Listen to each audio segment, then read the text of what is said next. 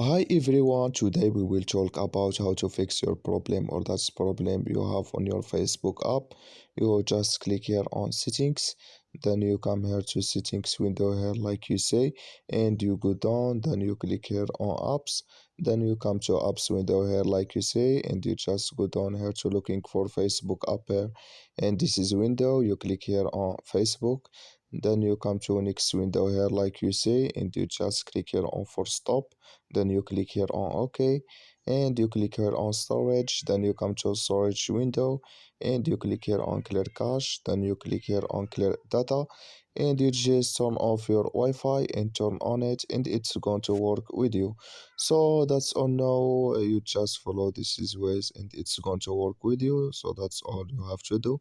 Thank you for your watching. Don't forget to support us by like and subscribe, and see you in next video.